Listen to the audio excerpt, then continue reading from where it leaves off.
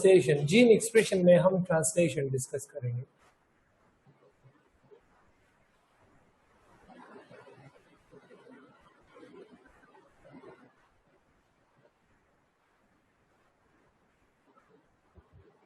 Gene expression में हम translation discuss करेंगे। ट्रांसलेशन,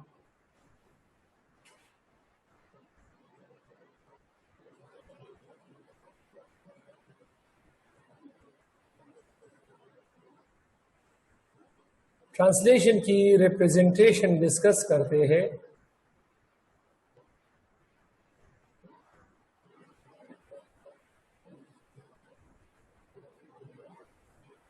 ट्रांसलेशन की रिप्रेजेंटेशन और फिर इसके बाद इसकी अकरेंस को डिस्कस करेंगे। ट्रांसलेशन की रिप्रेजेंटेशन कुछ यूं है कि अगर मैसेंजर आरएनए से उसके अंदर जो कोड है और वो उनको एक्सप्रेस करता है in the form of proteins, मतलब मैसेंजर आरएनए से अगर प्रोटीन्स बन रहे हैं तो इस अमल को हम कहते हैं ट्रांसलेशन। और translation it occurs in cytoplasm.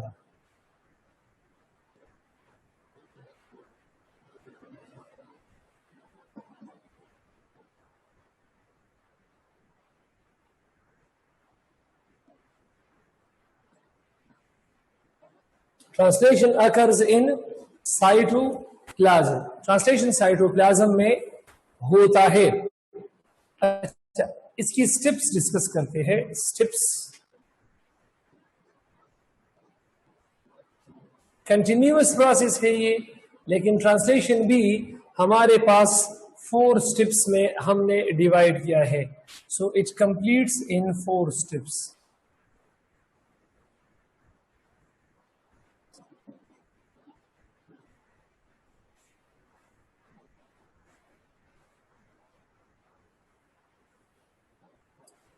Translation 4 steps में कंप्लीट होता है, जिसमें हमारे पास पहला स्टेप जो है, पहला स्टेप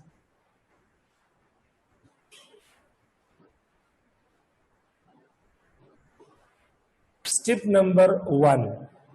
अब स्टेप नंबर 1 डायग्रामेटिकली भी डिस्कस करते हैं और इसके साथ साथ इसको हम मतलब थ्योरेटिकल भी डिस्कस करते हैं।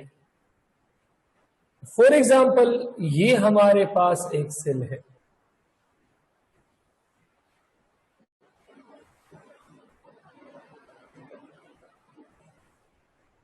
ये हमारे पास एक सेल है और इस सेल में ये हमारे पास न्यूक्लियस है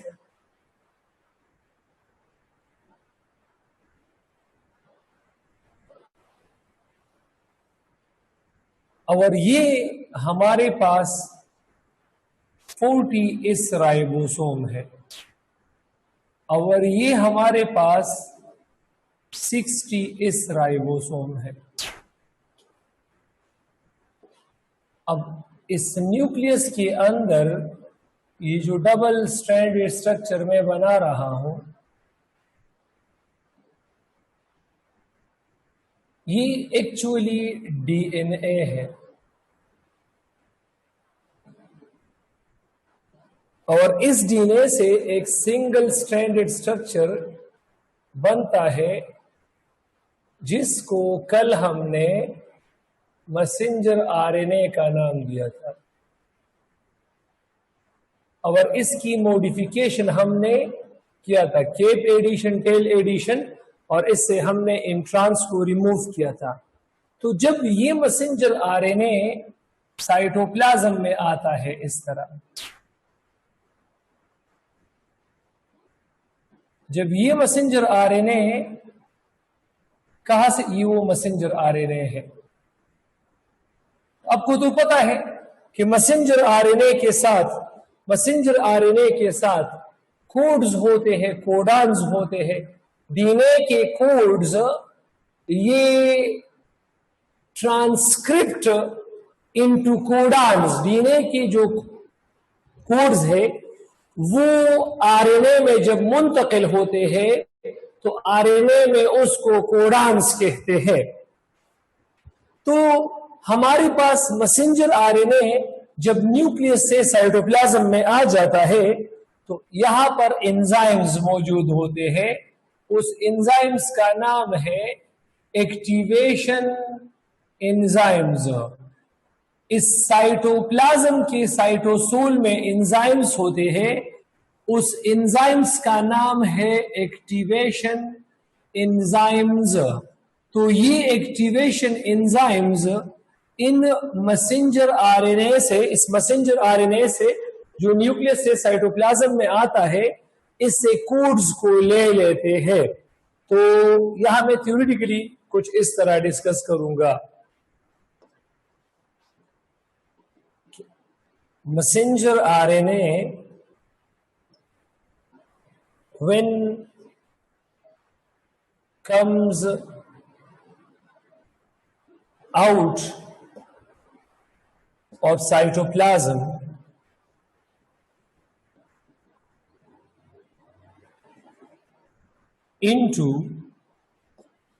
comes out of nucleus into cytoplasm,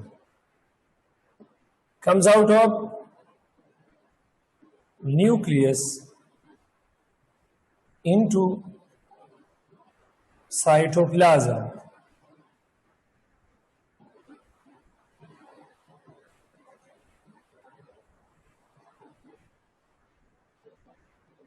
Messenger RNA when comes out of nucleus into cytoplasm, जब मैसेंजर आरएनए न्यूक्लियस से साइटोप्लाज्म में आ जाता है, इट इज डिकोडेड, इससे कोड्स को ले लेते हैं। It is decoded by enzymes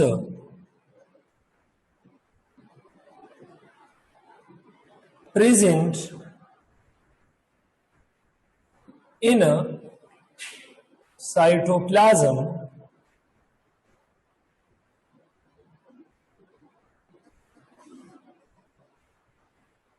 और उस एंजाइम को क्या कॉल्ड एक्टिवेशन एंजाइम्स। ये जो एक्टिवेशन एंजाइम्स है, ये इस मैसेंजर आरएनए को डिकोड करता है।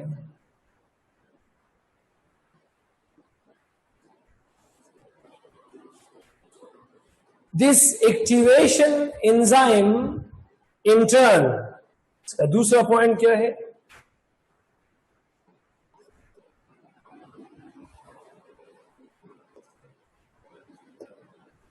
this activation enzyme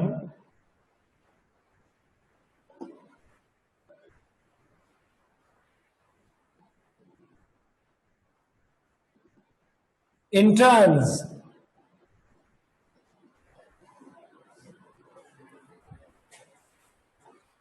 activate all the concerned amino acids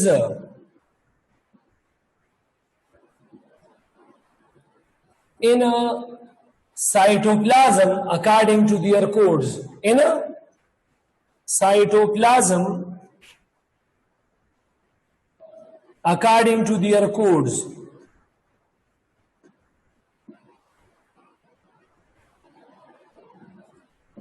ये मैंने बताया था कि साइटोप्लाज्म में अमाइनो एसिड्स और वाटर को ट्रू सॉल्यूशन कहते हैं, और साइटोप्लाज्म में प्रोटीन्स और वाटर को हम कोलाइडल सॉल्यूशंस कहते हैं।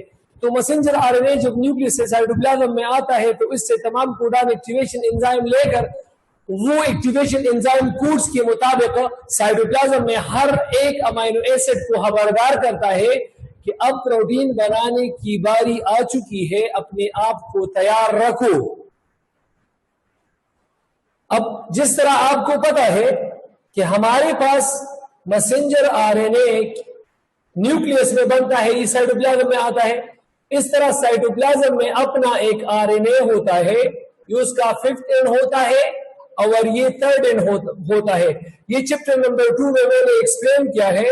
अब इस आरएनए का नाम है टीआरएनए। जब तमाम के तमाम अमाइनो एसिड एक्टिवेट हो जाते हैं तो इस सिलसिले में जो पहला अमाइनो एसिड है जिसका नाम मेथियोनिन है और जिसको कोड करता है AUG, तो मेथियोनिन आकर third end of the tRNA के साथ बाइंड करता है एक एक्टिवेशन एंजाइम जिसका नाम अमाइनोसाइल tRNA सिंथेसेस है। तो मैं यहां लिख सकता हूं फॉर दिस पर्पस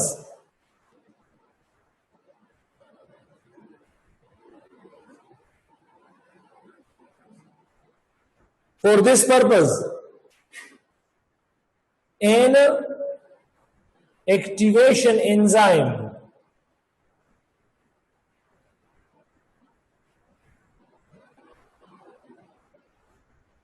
और उस एक्टिवेशन एंजाइम का नाम क्या है? Called aminoacyl tRNA syntheses.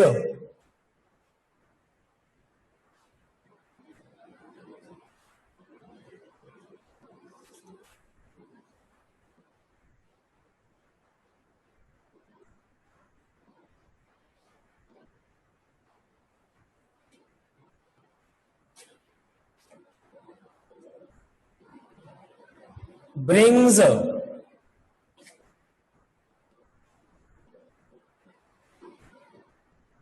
methionine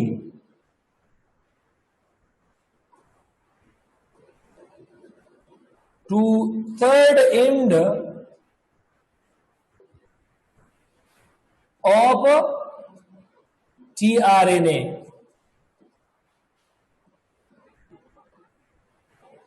तो ये हमारे पास अमाइनोसाइल tRNA बनाएगा।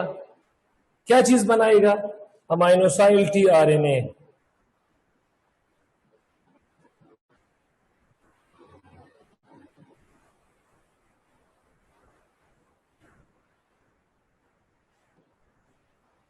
अमाइनोसाइल tRNA ऐसे पर कैमरा बंद कर। तो ये पहला स्टेप है और इस स्टेप को हम कहते हैं, चूंकि इसमें अमाइनो एसिड एक्टिवेट हुए हैं तो इसको हम कहते हैं एक्टिवेशन ऑफ अमाइनो एसिड्स।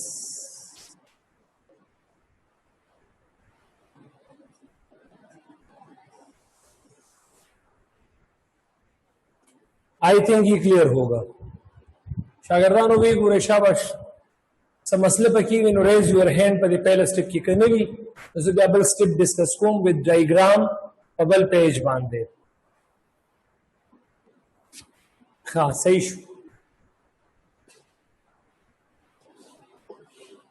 अब दूसरा स्टेप है जी उसना समझ लगा मसला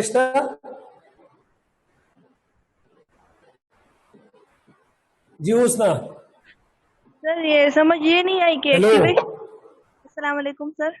हेलो हुस्ना। हेलो अस्सलाम वालेकुम सर। हेलो हुस्ना।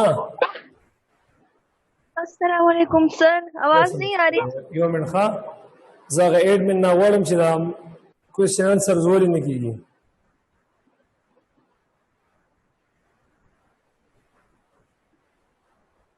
हुस्ना। हेलो अस्सलाम वालेकुम।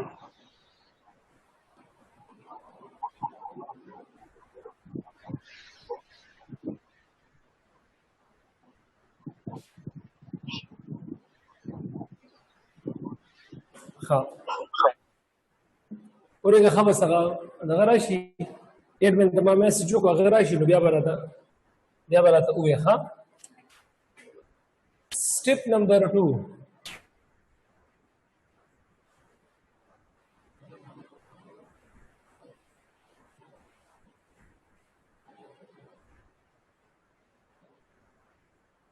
Step number 2, formation of initiation complex.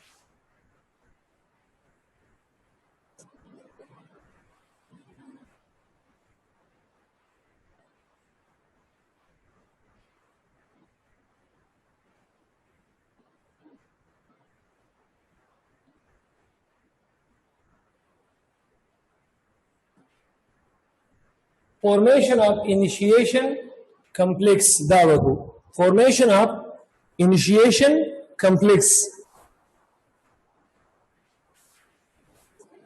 अब इसके लिए यहां थ्योरी लिखेंगे और यहां डायग्राम लिखेंगे। तो इसके लिए हमारे पास डायग्राम नंबर 1,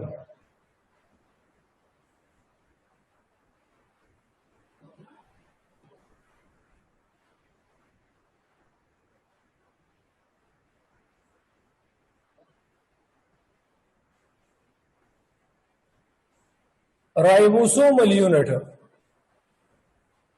जो भी आपके पास हो, 40S हो या 60S हो, तो राइबोसोमल यूनिट अगर यूकैरियोट्स में है 40S या 60S, उसका स्ट्रक्चर कुछ इस तरह होता है।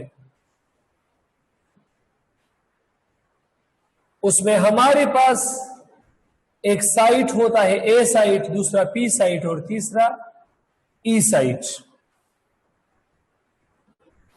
अब ए साइट को अमाइनोसाइल साइट कहते हैं,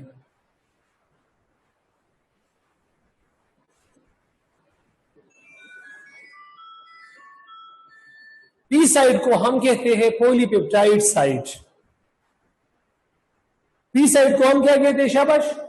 पॉलीपेप्टाइड साइट।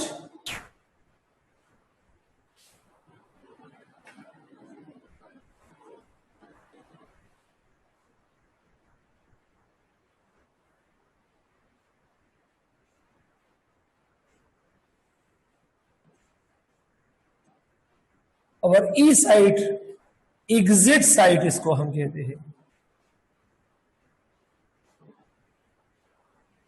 एग्जिट साइट इसको हम कहते हैं। तो हमारे पास फॉर्मेशन ऑफ इनिशिएशन कॉम्प्लेक्स में पहले क्या होता है? पहले जो अमाइनोसाइल टीआरएनए है, जो टीआरएनए के साथ मेथियोनिन विद थर्ड पोजीशन है,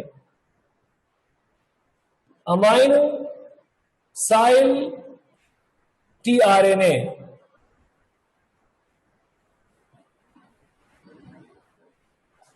it attaches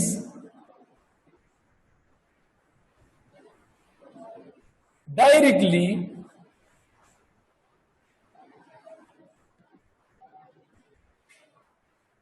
on P side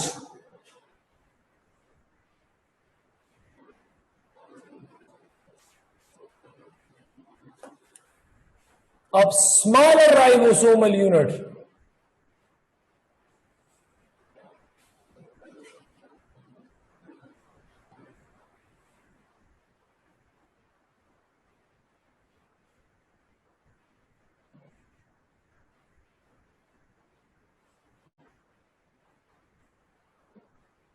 मतलब मैं इसको यहां डायग्रामेटिकली ड्रा करना चाहता हूं। डायग्रामेटिकली मैं यहां पर इसको ड्रा करना चाहता हूं। ये वो 40S राइबोसोम है, ये वो ए साइट है, ये वो पी साइट है और ये वो ई साइट है। तो यहां पर वो टीआरएनए आया है जिसको अमाइनोसाइल टीआरएनए कहते हैं।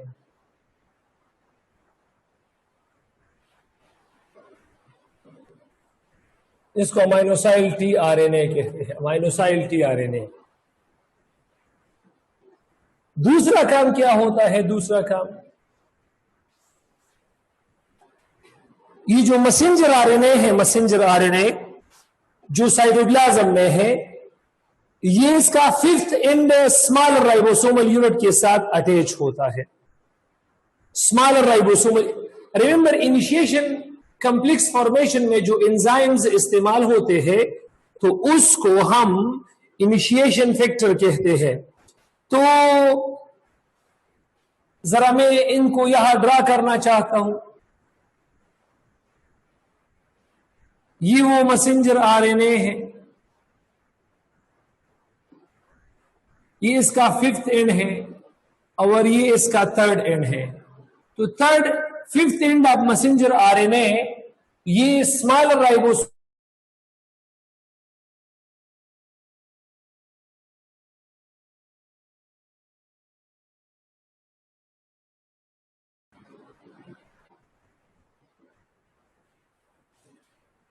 upon small ribosomal unit.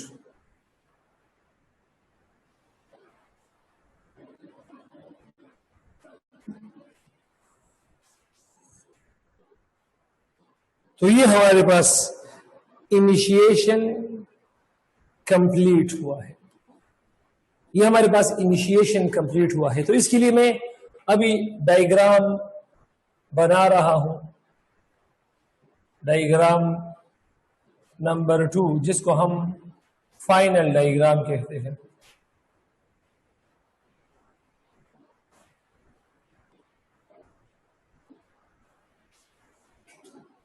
और फाइनल डायग्राम कुछ इस तरह है, ये हमारे पास 40 इस राइबोसोम है, इसमें ए, पी और ई साइट है, और इसकी पी साइट में वो टीआरएनए जिसके साथ थर्ड एंड पे मेथियोनिन होता है वो अटैच है, और इसके साथ ये fifth and of messenger RNA भी अटैच हुआ है बाय इनिशिएशन एंजाइम। और ये हमारे पास वो लार्जर राइबोसोमल यूनिट है, इसमें भी 3 पार्ट्स होते हैं, ए, पी और ई। ए के ऊपर पड़ा रहता है, पी के ऊपर पड़ा रहता है, और ई के ऊपर पड़ा रहता है। तो आई एम श्योर कि ये भी क्लियर होगा, ये भी क्लियर होगा। अब ये जो राइबोसोमल यूनिट से ये भी इस तरह मूवमेंट शुरू करेगा, फिफ्थ एंड से towards third end of mRNA, और इसको ट्रांसलोकेशन कहते हैं। इसको हम ट्रांसलोकेशन कहते हैं, ट्रांसलोकेशन। इसको हम क्या कहते हैं शाबाश? ट्रांसलोकेशन, इसको हम कहते हैं। तो उम्मीद है ये भी क्लियर होगा, उम्मीद है ये भी क्लियर होगा। इसके बाद इसका थर्ड स्टेप डिस्कस करते हैं। Third step, step number 3।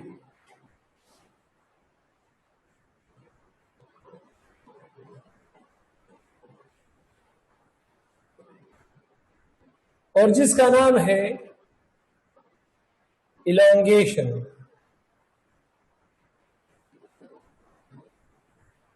या इसको एक्सटेंशन भी कहते हैं, या इसको पॉलीपेप्टाइड इलांगेशन भी कहते हैं।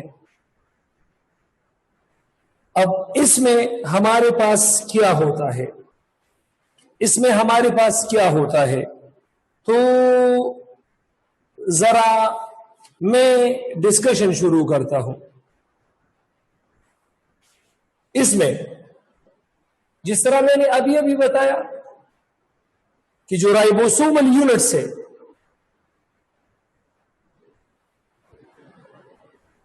ये जो राइबोसोमल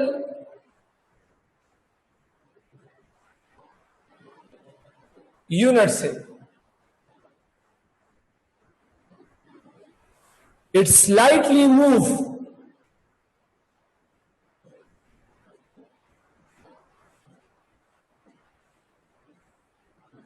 मूव करता है, जिस तरह मैंने भी बताया, फिफ्थ एंड से थर्ड एंड की तरफ।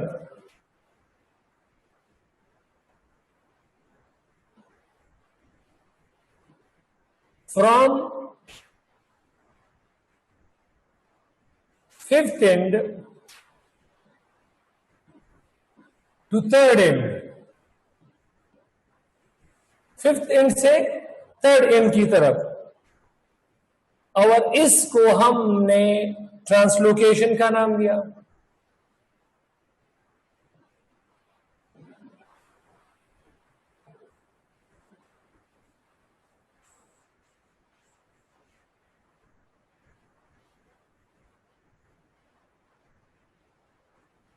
अब क्या होगा, जो कोडान mRNA से ए साइड में एक्सपोज होगा, तो मैं लिख सकता हूं दिन इस मोमेंट के दौरान which ever codon of mRNA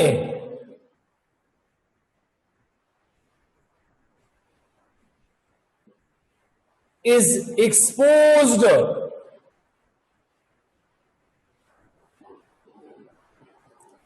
at A site,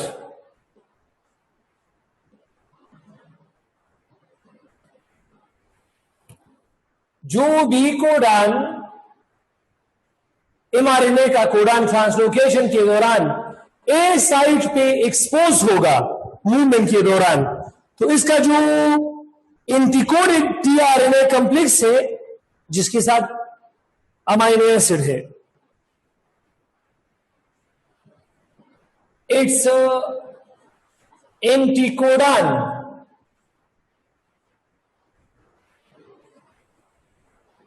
bearing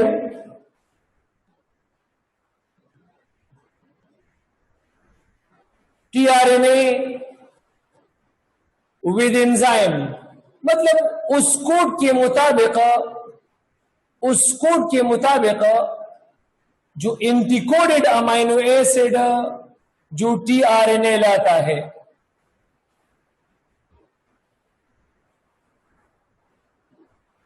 binds to this A site.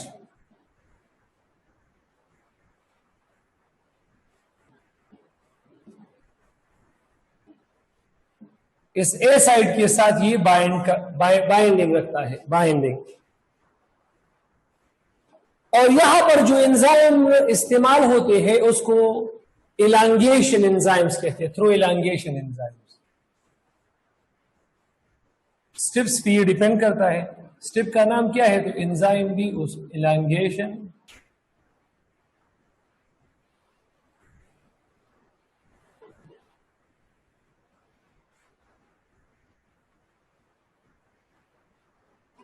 And number 3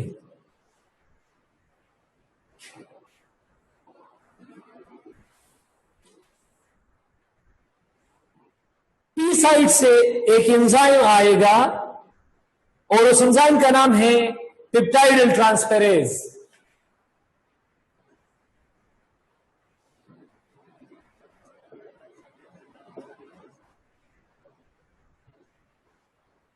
enzyme peptidyl transferase.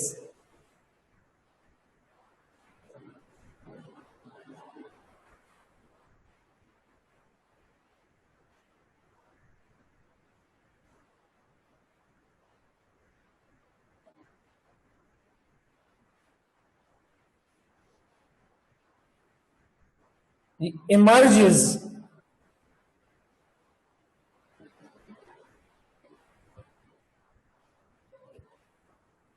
P side से एंजाइम पेप्टाइडल ट्रांसफेरेज ये इमर्ज होता है, emerges, which removes amino acid from tRNA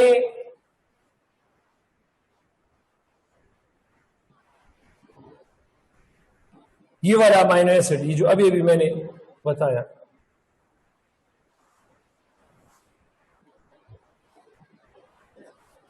it removes that amino acid from tRNA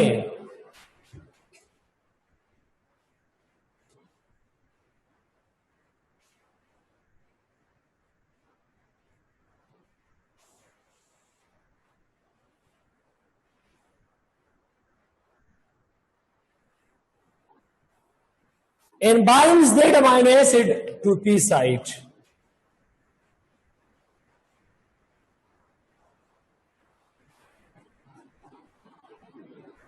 This amino acid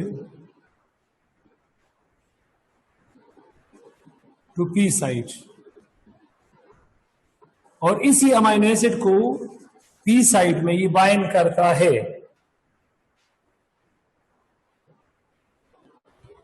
और इसमें जो चौथा और last है हमारे पास द एमटीटी आरएनए, इसको रिमूव किया जाता है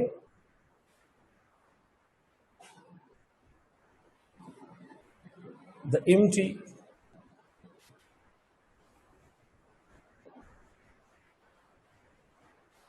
tRNA moves out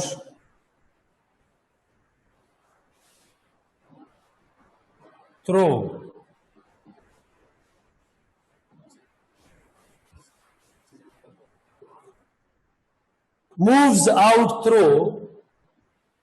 कहां से मूव आउट करता है? ई साइड। तो ये प्रोसेस बार बार कंटिन्यू होता है, बार बार कंटिन्यू होता है। TRNA integrated amino acid A side पे लाएगा, जो कि शिफ्ट होगा पी साइड पे। एंजाइम पेप्टाइडल ट्रांसफेरेज वो पी साइड पे टीआरएनए से अमीनो एसिड को निकाल कर पी साइड में ऐड करके और टीआरएनए एमटीटीआरएनए को धक्का देकर उसको ई साइड से एग्जिट साइड पे रिमूव करेगा। इस तरह ये प्रोसेस कंटिन्यू होगा और हमारे पास पी साइड पे अमाइनो एसिड का एक चेन, पॉलीपेप्टाइड चेन बन जाएगा। अब हमारे पास क्या चीज है? Termination phase, step number 4।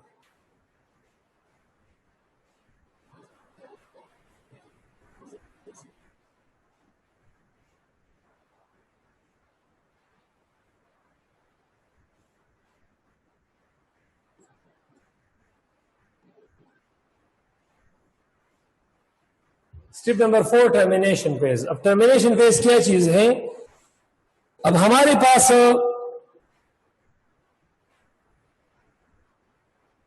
Elongation कब स्टॉप होगा? इलांगेशन स्टॉप होता है जब स्टॉप कोडॉन एक्सपोज होते हैं ए साइड पे।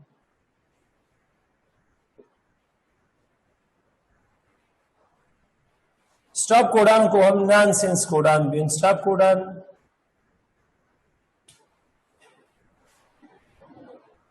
becomes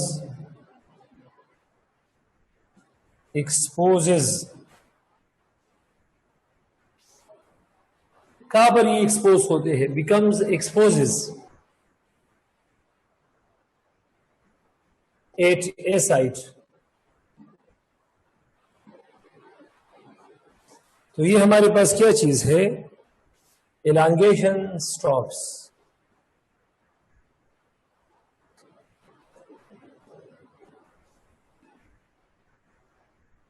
और जिस तरह आपको पता है स्टॉप कोडॉन तो कोई बाइंडिंग वगैरह नहीं करता,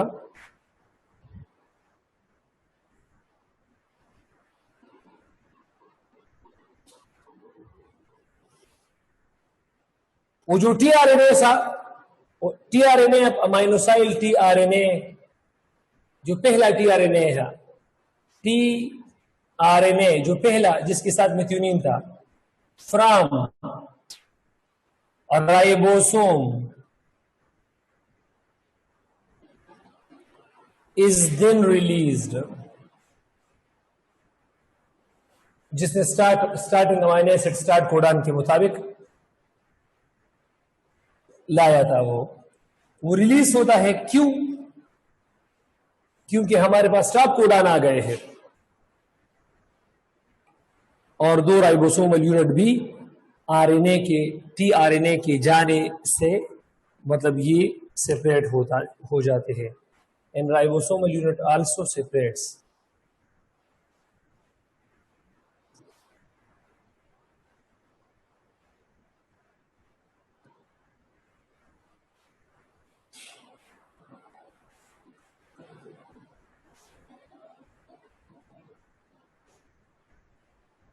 from each other।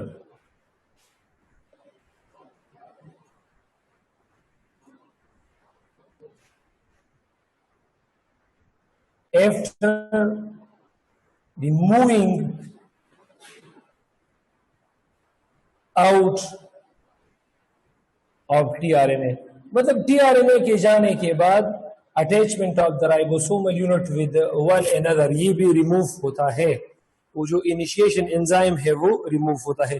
हाँ तस यो 2 मिनट वेट की सिर्फ अगर रावलमा अगर एडमिन रावलमा जो अगर एडमिन राशि और मतलब दा क्वेश्चन आंसर सेशन लग सही की तासु क्वेश्चन भी जो तासु ना क्वेश्चन वालम लेकिन ब्याज जीन एक्सप्रेशन रेगुलेशन को वो बायोटेक शुरू को सही दा यो मिनट वेट की. हाँ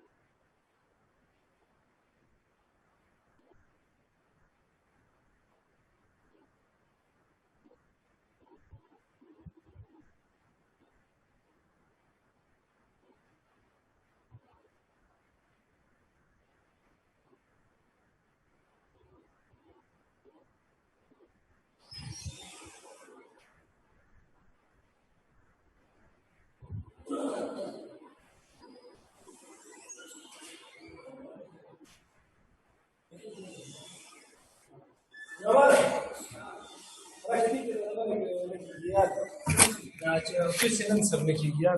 अच्छा बेटा रेज योर हैंड, शाबाश रेज योर हैंड. एक जिसका क्वेश्चन है रेज योर हैंड, शाबाश. मत वरज़दा रगालम कना. हाँ पूर्णम लिखिए दे यार, पूर्णम. हाँ हाँ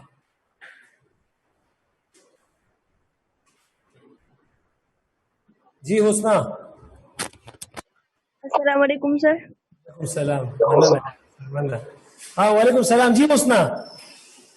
सर फर्स्ट स्टेप के में तपोस कोलो तासु विच द एक्टिवेशन एंजाइम कना नो दा डिकोड कई मैसेंजर आरएनए नो सर द दे कार खो ट्रांसफर आरएनए सर बने मतलब मैसेंजर आरएनए खो बेरुस्तु बाइंड की यागे खबर खो बेरुस्तु राजी कना ना ना ना दा दिसिकारू की कना چې دا एक्टिवेशन एंजाइम दि कना activation enzyme چې messenger RNA रاشي دا activation enzyme دلته د sensor کار کوي, د sensor د ریسپټرز کار کوي, د ریسپټرز چې د دینه لکه د دې مثال به تاسو سره علاوه کنه چې فور ایگزامپل اوس اکیډمی کولو دا او تاسو د ټیچر ویټ کوي, د ټیچر ویټ او په دې کې ټیچر راشي او چې ټیچر راشي او تاسو ته اکیډمی مینیجر درشي تاسو ته وایي چې کلاس ته ځان تیار کړئ, ټیچر هم راغی نو هغه تاسو انفارم کړئ.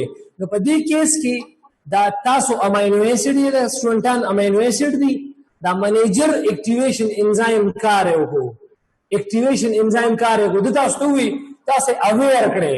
نو چې کلم ایم آر ان اے راشي, ایم آر ان اے سایټوپلازم ته د نیوکلیس نه نو دا اکټیویشن انزایم د ایم آر ان اے راتګ سنس کی نو په ټرو سولوشن کې چې موږ سره څومره امینو ایسډ موجود دي د سایټوپلازم په ټرو سولوشن کې نو دی وته وایي چې ایم آر ان اے ارایول وشو د نیوکلیس نه سایټوپلازم ته نو اټ مینز چې د پروتین فارمیشن ضرورت دی تاسو خپل ځان اکټیویټ کې نو چې اکټیویټ شي دوی بیا ایم آر ان اے دغه سره اٹیچ اسمال رایبوسومل یونټ سره او ترانسلوکیشن شروع شي نو ترانسلوکیشن کې چې مومنت کیږي نو چې په ا سایډ باندې کوم یو کوډ ایکسپریس کیږي نو هغه انټي کوډ د امینو ایسډ برازي. जी और सर बेहतर सु the second step third step की सॉरी खबर हो का चिता सुवे चे दा so the way it removes that amino acid from transfer RNA and binds this amino acid to P site. No sir da को दस नहीं कि P site माने जो कम ट्रांसफर RNA या गई amino acid मतलब उचित की होगा A site वाले दा सर bind की होगा shift to P जी. ना ना ना amino acid को bind की कि P बांधे ए होना bind की शागर the T R N A बामाइनो एसिड रोडी ए साइड था ګوره जी حسنا دا یو خبره یاد وساته، صرف اور صرف چې کوم پهلا ټي آر ان اے دا غسر چې کوم میثیونین دی هغه په پی سایډ باندې بایندینګ کوي، باقی ټول ټي آر ان اے په ا سایډ باندې بایندینګ کوي، امینو ایسڈ به ریموو کوي پیپټایډل ټرانسفریز، اق امینو ایسڈ په پی سایډ باندې بایند کوي او ټي آر ان اے ته وایي چې په ای سایډ باندې ته اوزا، بیا به دا ټي آر ان اے بیا بل امینو ایسڈ راوړي، بیا به چې کوم دی ا سایډ سره بایند شي، ا سایډ نه به دا پوش شي پی سایډ ته، پی سایډ باندې به د امینو ایسڈ ریموو کی، هغه به پی سایډ سره ایډ شي، هغه پیل امینو ایسڈ چې موجود دی بل به سره ایډ شي، ټي آر ان اے بیا لاړ شي، بیا بل امینو ایسڈ سیستم وي.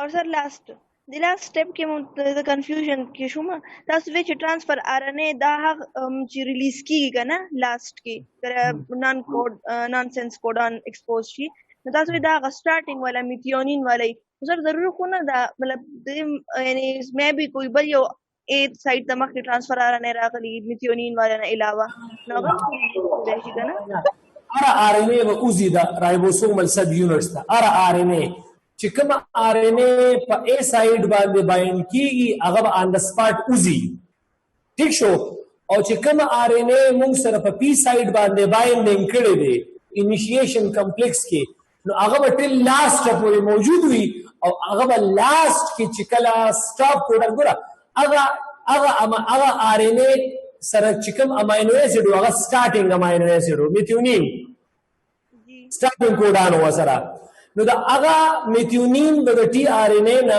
جدا کیږي چې دا مخالف سټاپ کوډان راشي، نو سټاپ کوډان به ایمز کې راشي، نو هغه میثیونین به اوزي، ا میثیونین به د ټي آر ان اے نه جدا شي، نو ټي آر ان اے هم د رایبوسوم نه اوزي، اق ټي آر ان اے نو ټي آر ان اے اوزي، رایبوسومل سب یونټس هم مات شي. سر دا خو په سٹارټ اف د پروسس کې پکارو دا اینڈ اف د پروسس کې څنګه میثیونین ریلیز کېدای شي بیا مخه څنګه خالی کیږي میثیونین نه ریلیز کیږي، شاګرد میثیونین نه ریلیز کیږي، ګوره سٹارټ کې د کار شوی دی کنه سٹارټ کې چې دا وګوره دا ټي آر ان اے ده کنه، دا ټي آر ان اے ده کنه، ټي آر ان اے دا فifth end دی، دا third end دی کنه، ٹھیک شو، او دا په کوم ځای دا په پی سایډ ته په پی چې په ا سایډ کوم آر ان اے راشي اب آن د سپاټ اوزي، د خو ډایرکټ اٹیچمنٹ په پی سایډ کړي په ا خو نه دی کړي کنه، نو دلته ګوره دلته هغه میثیونینو دلته څه شو میثیونینو کنه، اوس میثیونین سره نور امینو ایسډ سلولی راغلي دي په الانګیشن فیز کې، نور راغلي دي کنه، اوس لیټ سپوز دلته سټاپ کوډان راغی، چې سټاپ کوډان راغی نو امینو ایسډ خو دلته راغلي دي کنه، امینو ایسډ خو شته کنه، نو سټاپ کوډان د وجه سټاپ او د ټي آر ان اے نه لګي، ځکه چې ټي آر ان اے مثلا ای یو جی د سٹارټ ته دا سټاپ ته کنه، نو د میثیونین او د ټي آر ان اے په منځ کې دا کنیکشن چې کوم دی دا به لاړ شي اوزي، چې دې کله اوزي دلته به د امینو ایسډ صرف چین پاتې شي، د امینو ایسډ چین ته موږ ویل شو چې پولی پیپټایډ مطلب پروتین تیار شو، چې پروتین تیار شو دا به رف انډوپلازمیک ریټیکولم کې تیار شي، دا به ګالجی باډي ته موډیفیکیشن لپاره ولیږلی شي او بیا به ګالجی باډي ټرانسپورټیشن کوي.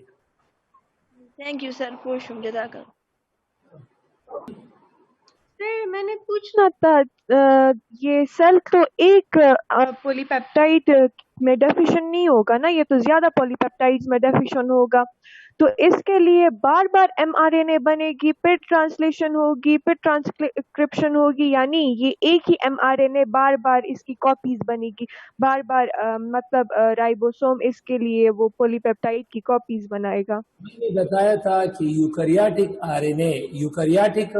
RNA मतलब यूकैरियोटिक जो डीएनए होता है वो पॉलीसिस्ट्रोनिक नहीं होता, प्रोकैरियोटिक पॉलीसिस्ट्रोनिक होता है, तो प्रोकैरियोटिक जो डीएनए है उससे जो आरएनए बनता है तो वो एक RNA at a time different protein बना सकता है, लेकिन यूकैरियोट के केस में एक डीएनए से जो एक एमआरएनए बनता है तो उसमें सिंगल ट्रांसक्रिप्ट और सिंगल प्रोटीन के लिए कोडान्स होते हैं, एक ही प्रोटीन बनेगा in case of eukaryotes, many protein बनेंगे in case of prokaryotes.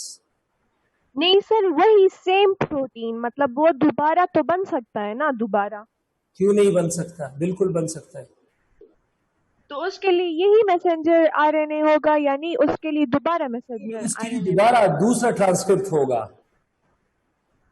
لكم داي بروتين دا para babbal mRNA دوباره جوړیږي او کنه دا به دوباره جوړیږي دی لکه اوس پروتین والا ګوره لیونه داسې کار وکړه چې پروتین مه کوه پریکټیکل شه پریکټیکل مطلب دا پروتین والا اوس لیټ سپوز هیموګلوبین دی هیموګلوبین پروتین دی کنه نو هیموګلوبین لپاره خپل ایم آر ان اے جوړیږي چې هغه کې د هیموګلوبین امینو اسید کوډان وي د البومین لپاره خپل ایم آر ان اے جوړیږي چې هغه کې د البومین لپاره خپل کوډان وي اوس نن زما هیموګلوبین جوړ شو که سبا جوړیږي دا غیر لپاره خپل ایم آر ان اے جوړیږي بل جوړیږي خپل ایم آر ان اے هیموګلوبین لپاره د سیستم وي نصر زم at a time خو به یو هیموګلوبین نه جوړیږي at a time خو به یو سلګونو کې هیموګلوبین جوړیږي نو هغه د لپاره به دا یو ایم آر ان اے لګیای یا رایبوسومز بار بار ډی کوډ کی کو نه هغه د لپاره بیا ایم آر ان اے جوړیږي بل کی کنه سنگل ټرانسکرپټ کې یو پروتین دی یو هیموګلوبین دی که دوه جوړې نه دوه ټرانسکرپټ به که درې جوړې درې به که پنځه جوړې پنځه به نو سر بیا چې دا ایم آر ان اے د رایبوسوم نه اوزین دا بیا دا بیا ختم شي دا انزایمز ختم کی انزایم ایم آر ان اے د خپل پارټس ته کنورټ کی لکه فور ایگزامپل د ایم آر ان اے نه نیوکلیوټایډ جدا شي فاسفیټ به جدا شي شوګر به جدا شي دا په سایټوپلازم کې وي سایټوپلازم نه به دا په نیوکلیر پورز باندې واپس نیوکلیوپلازم ته ورننوزي او دا به الته دوباره په نیوکلیوپلازم کې دوباره یوټیلایز کیږي ٹھیک شو سر ٹھیک ہے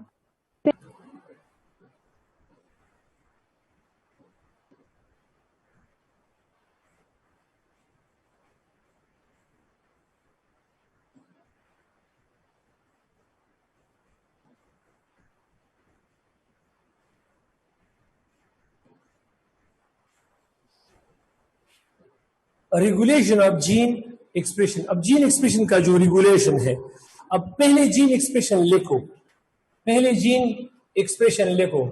तो जीन एक्सप्रेशन में हमारे पास डीएनए है डीएनए से मैसेंजर आरएनए बनता है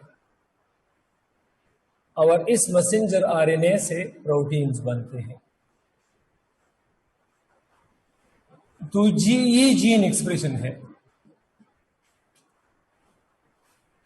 अब फॉर एग्जाम्पल हमारे वजूद के लिए किस स्टेज में कौन से प्रोटीन्स दरकार है इन प्रोटीन का करेक्ट जगह पर बनना करेक्ट टाइम पर बनना formation of correct protein on correct time this is known as regulation of gene expression for example मेरे स्टमक में एंजाइम्स प्रोटीन से मेरे स्टमक में बन रहे हैं मेरी आंख में टीयर है टीयर मेरी आंख में बन रहा है हमेशा मेरी आंखों में टीयर्स और मेरी स्टमक में गैस्ट्रिक जूसेस बनेगा इट इज इम्पॉसिबल कि मेरी आंखों में गैस्ट्रिक जूसेस और मेरे स्टमक में टीयर बनेगा अब मेरी आंखों में क्यों गैस्ट्रिक जूसेस नहीं बनता तो जीन एक्सप्रेशन रेगुलेशन होता है प्रोटीन करेक्ट जगह पर बनना ये डीएनए का कमाल है करेक्ट जगह पर करेक्ट प्रोटीन बनाना डीएनए का कमाल है आपके मुंह में हमेशा सलाइवा बनेगा ना कि आपके मुंह में बाइल बनेगा आपके लिवर सेल्स में आपके मुंह में सलाइवा बनेगा मुंह में सलाइवा बनता है क्यों क्योंकि मुंह में सेल्स है उसमें डीएनए है डीएनए से एमआरएनए सलाइवा को कोड करेगा इस तरह पेंक्रियाज में जो एंजाइम्स है तो पेंक्रियाटिक सेल की डीएनए में जो कोड्स है उनके मुताबिक बनता है तो रेगुलेशन ऑफ जीन एक्सप्रेशन अब आपकी बुक में regulation of gene expression for prokaryotes दिया गया है तो जिस तरह मैंने आपको बताया था जीन का स्ट्रक्चर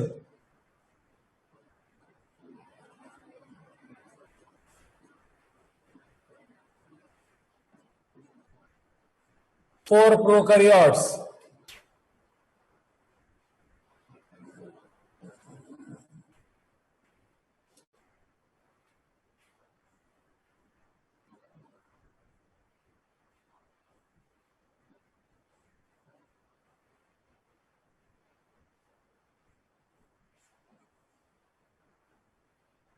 प्रोकैरियोट्स के लिए मैंने बताया था कि इसमें रेगुलेटरी साइट होता है या रेगुलेटरी रीजन, और इसमें हमारे पास स्ट्रक्चरल रीजन भी है।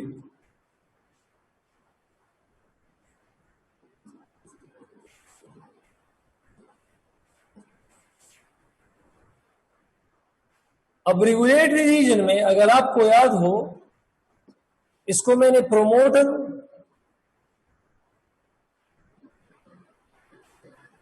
और टर्मिनेटर,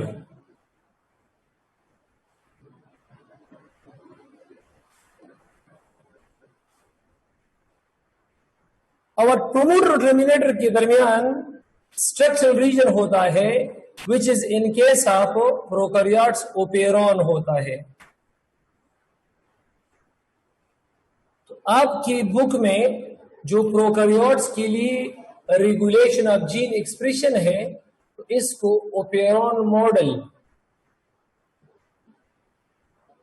ओपेरॉन कंसेप्ट या जिसको ओपेरॉन मॉडल कहते हैं, उस पे इसको एक्सप्लेन किया गया है। तो ओपेरॉन मॉडल जरा डिस्कस कर लेते हैं। ओपेरॉन में दो तरह की जीन्स होते हैं। ओपेरॉन्स में दो तरह के जीन्स होते हैं। एक को हम कहते हैं, अब चलो इसको डिस्कस करते हैं, जरा यह देखो। अब इसको जरा डिस्कस करते हैं। दो तरह के इसमें जीन्स हैं।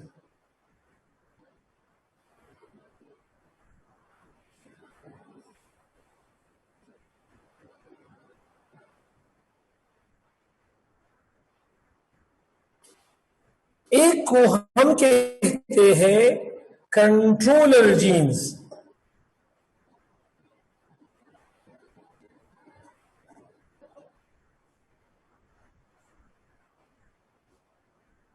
और दूसरे को हम कहते हैं स्ट्रक्चरल जीन्स।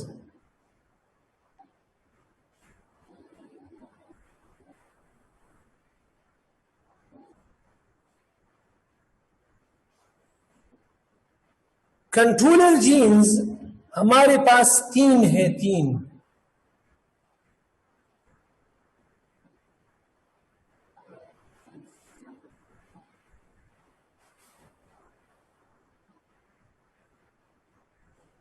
एक को रेगुलेटर जीन कहते हैं,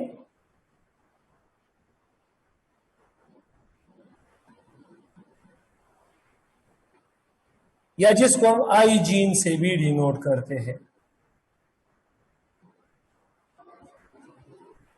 आई जीन। दूसरे को हम प्रोमोटर जीन कहते हैं,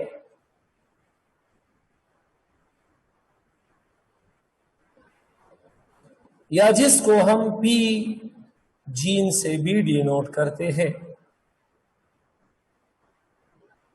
और एक को हम ऑपरेटर जीन कहते हैं,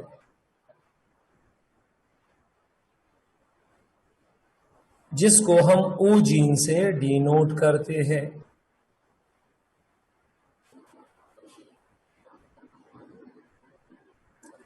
और स्ट्रक्चरल जीन्स होते हैं, तो इसको हम मुख्तलिफ नाम्स देते हैं according to substrate, according to जो हमारे पास प्रोटीन ये बनाता है, या सिंपली अगर ये आपके पास एक है तो इस वन, दो है तो इस टू, तीन है तो इस थ्री, वगैरह वगैरह। इस तरह हम लोग लिख सकते हैं। अब यहां पर बाज स्टूडेंट्स हमारे पास मतलब वो कंफ्यूज हो जाते हैं। मतलब वो लिखते हैं कि सर अगर पेपर में आ जाए तो हम क्या लिखेंगे कि ओपेरॉन के मॉडल में हमारे पास स्ट्रक्चरल जीन कौन कौन से होते हैं। तो मैं उनको जवाब देता हूं कि ज्यादातर ओपेरॉन के मॉडल में 3 स्ट्रक्चरल जीन्स होते हैं।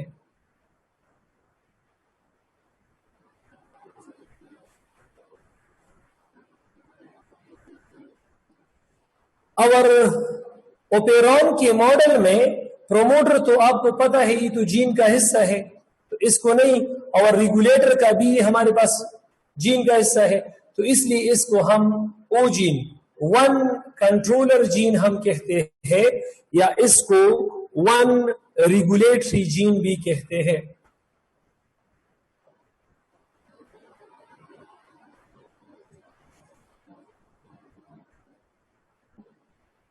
चलिए डिस्कस करते हैं इसको।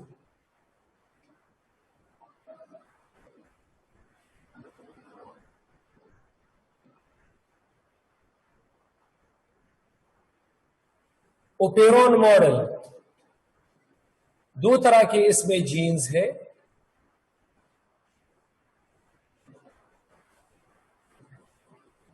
नाइनटीन 1961 में दो साइंटिस्ट थे, और एक जेकब था और दूसरा मोनार्ड था, उसने इस स्ट्रक्चर को प्रेजेंट किया था, इस मॉडल को, और स्ट्रक्चरल जीन है।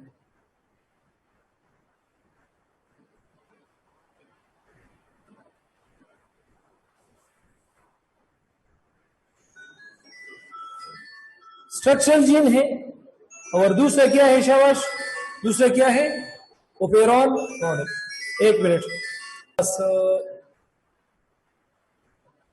एक होता है रेगुलेटर जीन,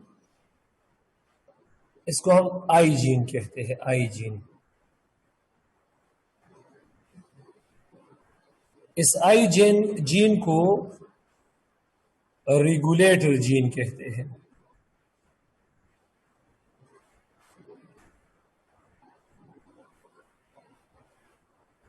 दूसरे नंबर पर होता है एक जीन जिसका नाम है प्रोमोटर जीन, पी जीन।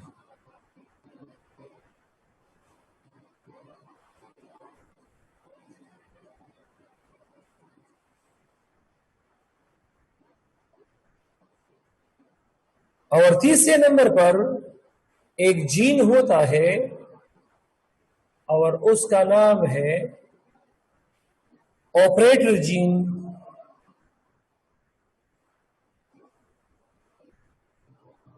मतलब इसको हम ओ जीन कहते हैं, ओ।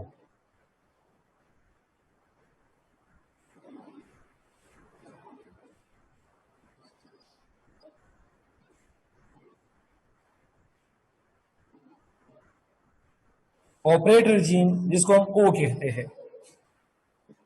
और स्ट्रक्चरल जीन है, स्ट्रक्चरल जीन वो जरा डिस्कस करते हैं कि स्ट्रक्चरल जीन इसमें कौन कौन से होते हैं। स्ट्रक्चरल जीन जरा डिस्कस कर लेते हैं। थैंक यू सर्वाजन। स्ट्रक्चरल जीन जरा डिस्कस कर लेते हैं। तो इसमें हमारे पास स्ट्रक्चरल जीन्स होते हैं तीन। एक हमारे पास होता है, जरा इसको, हाँ मैंने ना सर,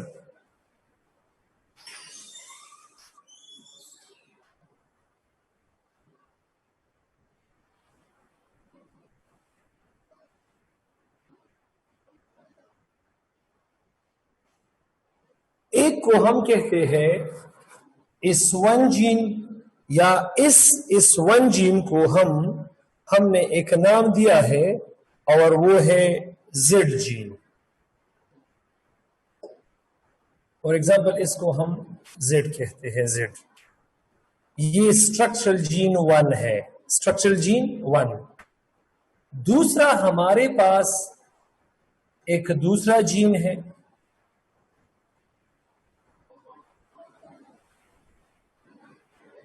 और ये है वाई जीन। ये सेकंड स्ट्रक्चरल जीन है।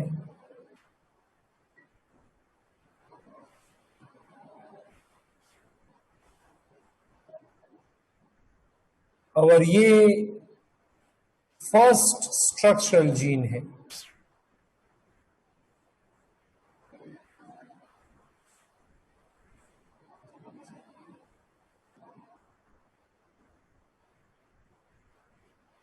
और ये इस तरह थर्ड स्ट्रक्चरल जीन है यहां पर।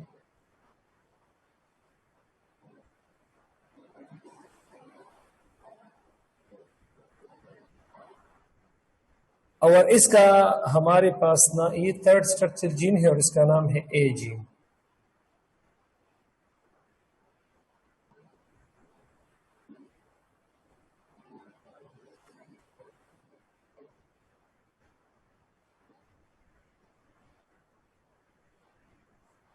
इस तरह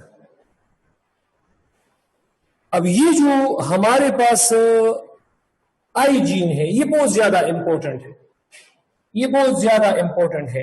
इसका अपना एक प्रोमोटर होता है, तो इसलिए तो ये हमारे पास ओपेरॉन मॉडल का हिस्सा नहीं है। तो ये रेगुलेटरी प्रोटीन बनाता है, रेगुलेटरी प्रोटीन, ये रेगुलेटरी प्रोटीन बनाता है। और ये रेगुलेटरी प्रोटीन इसका डायरेक्ट रिलेशन होता है इस अपरेटर जीन के साथ, इसके साथ डायरेक्ट रिलेशन है इसका। अगर इस रेगुलेटरी प्रोटीन ने ओपेरॉन का जो एक्टिविटी है इसको बढ़ा दिया, इफ द रेगुलेटरी प्रोटीन, अब रेगुलेटरी प्रोटीन कौन बनाता है? I gene.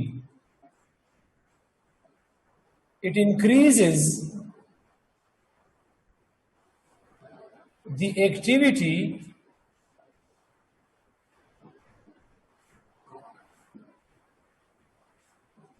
ऑफ ओपेरॉन्स, तो इसको पॉजिटिव जीन एक्सप्रेशन रेगुलेशन कहते हैं। इसको हम क्या कहते हैं? पॉजिटिव रेगुलेशन कहते हैं।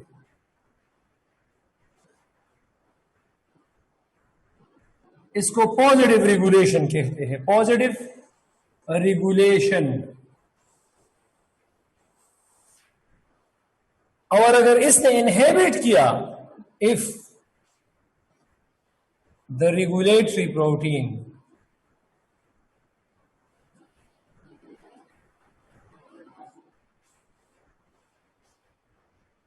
जो प्रोटीन है इट इनहेबिट्स, इसने अगर स्टॉप किया, inhabits the activity of ओपेरॉन्स,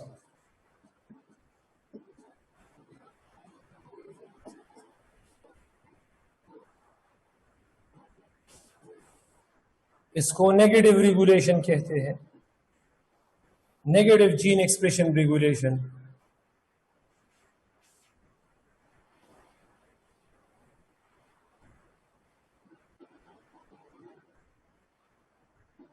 bacteria में लेक्टोज के लिए जो जीन्स है, lake operon, lake operon, lactose के लिए जो ओपेरॉन्स होते हैं, लेक ओपेरॉन, तो ये बाज़ औक़ात पॉजिटिव जीन एक्सप्रेशन करता है, बाज़ औक़ात नेगेटिव। तो आपकी बुक में लेक ओपेरॉन डिस्कस है।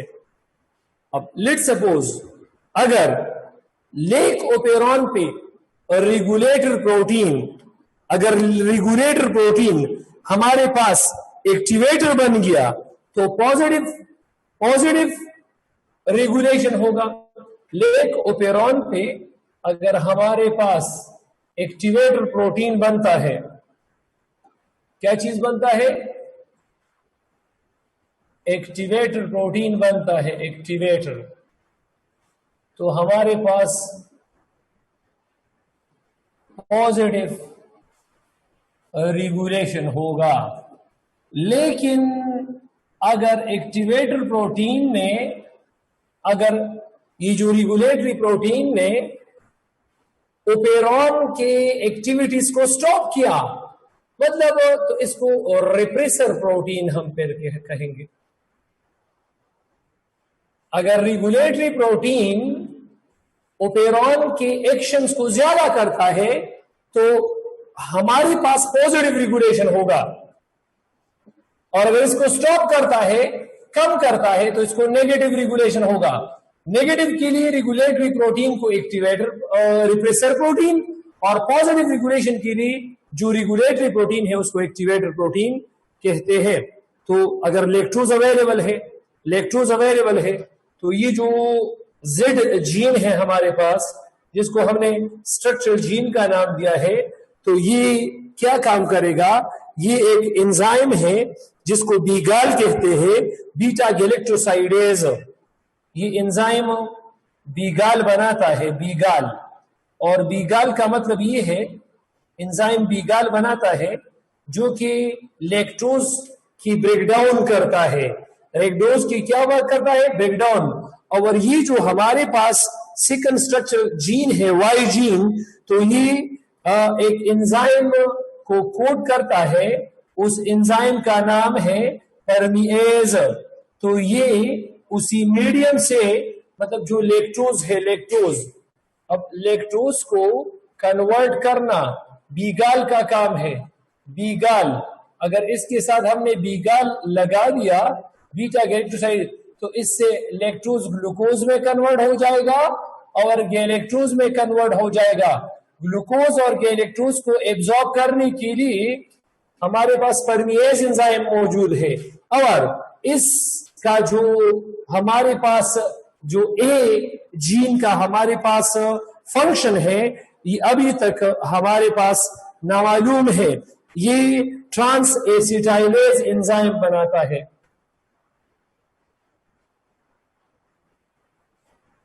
ट्रांस एसिटाइलेज मतलब ये एसिटाइल ग्रुप की ट्रांसफर करता है, लेकिन लेक ओपेरॉन में इसका प्रॉपर फंक्शन क्या है ये अभी तक किसी को मालूम नहीं है। तो अगर कोई भी क्वेश्चन हो तो रेज यूर हैंड, नहीं तो हम अगला चैप्टर शुरू करते हैं। शाबाश। सर, ये आपने कहा ना ये आई जीन और प्रोमोटर जीन ये इंक्लूड नहीं है ओपेरॉन में, सर इसकी रीजन? इसकी रीजन ये है कि जितनी भी ओपेरॉन मॉडल है उसमें प्रोमोटर को हम जीन कंसिडर नहीं करते, क्योंकि वहां से हम स्टार्ट लेते हैं। अब ये तो खुद प्रोमोटर है तो इसको तो हम जीन कंसिडर नहीं करते, क्योंकि ये एक्टिविटी यहां से शुरू होगा, ठीक है। और इस आई जीन ये प्रोटीन बनाता है, तो इसका मतलब ये है कि ये प्रोटीन बनाता है तो इसका खुद का प्रोमोटर अलग से है, इससे पहले भी इसका प्रोमोटर है, तो इसका अपना प्रोमोटर है और ये खुद प्रोमोटर है। तो इन दोनों प्रोमोटर को हम कंसिडर नहीं करते। तो हम कहते हैं कि ओपेरॉन में एक कंट्रोलर जीन मतलब रेगुलेटरी जीन ओ जीन है और 3 स्ट्रक्चरल जीन है। सर, तो ओपेरॉन हम कहते हैं क्लस्टर ऑफ जीन्स, तो क्या हम मतलब ये आई जीन को एज ए ओपेरॉन मतलब ओपेरॉन में पार्ट नहीं कंसिडर करेंगे? मतलब मैं यही कह रही हूँ कि क्लस्टर ऑफ जीन है तो ये भी बताते हैं खुद एक जीन है। आई जीन को हम उस सूरत में ओपेरॉन का हिस्सा कंसिडर करते हैं क्योंकि ये रेगुलेटरी प्रोटीन बनाता है जिसका डायरेक्ट इफेक्ट किसके साथ है? ओ जीन का। If you are discussing the o gene, तो from o gene we indirectly mean the i gene, क्योंकि आई और ओ का रिलेशन है। आई एक्टिवेटर या रिप्रेसर का काम करेगा, इज इट क्लियर? लेकिन ये क्या काम करेगा? ओ जीन पे काम करेगा। शागर भी कत पगट कंसेप्ट बांधला शिखना पगट कंसेप्ट बांधे नुमंग वयू ओपेरॉन की 15 जीन्स ओपेरॉन के तो तब बीसी लेवल बांधे बीसी दा टीच को मकना नुसो वतवे म ओपेरॉन की मुंग सर 15 जीन्स दी द्रे स्ट्रक्चरल दी और 2 कंट्रोलर मतलब रेगुलेटर दी नुमाना कसो तबुसु की कंट्रोलर कम दी नुसो वतवे आई जीनम दे او او جینم دی خو ستاسو په دې بوک کې داسې دي چې دوی آی او پی جین دي دواړو نه دي اغشتې او آی جین اغشتې دي خو آی جین ان ټرمز اف او اغشتې دي او اوس په دې پوه شو شاګرد دی؟ जी सर, और सर यो तपोस में को द लैक ऑफ पेरॉन का ना द एक्टिवेट की बकला मतलब द यानी द एमसीक्यूज रागलो ना है क्या लिखल lactose the activator they sir दा खबर टिक दा गलत ګوره شاګرد زه ته خبره کوم یو ګیلاس کې پی والا پی کنه یو ګیلاس کې پی والا پی ملک والا ملک او په هغه کې لیب لیکټیک اسید بکټیریا ورواچوا نو چې لیکټیک اسید بکټیریا د هغه سیلوال بتا ته وایي چې او په دې ګیلاس کې پېښتا نو لیک اوپیرون با اکټیویټ شي نو مطلب دا چې لیکټوز چې کوم ملک شوګر دی کدا دا اویلیبل وي نو لیک اوپیرون به شروع شي اوس فور ایگزامپل بل ګیلاس کې ته د چونی اوبه واغلا نو چونی اوبه خو د پایو شان دي کنه او په هغه کې ته لیکټیک اسید بکټیریا واچوا نو د هغه چې کوم سیلوال دی دا بکټیریا هغه تاسو وایي چې دا خو د پایو شان سټرکچر دی خو د کې لیکټوز نشته البته انهبیټ کیږي نه بکیږي دا عمل तो मुंगा वैली शो इलेक्ट्रोज एक्टिवेटर पर तौर कार कूली शी यस बिल्कुल शागिर्द भी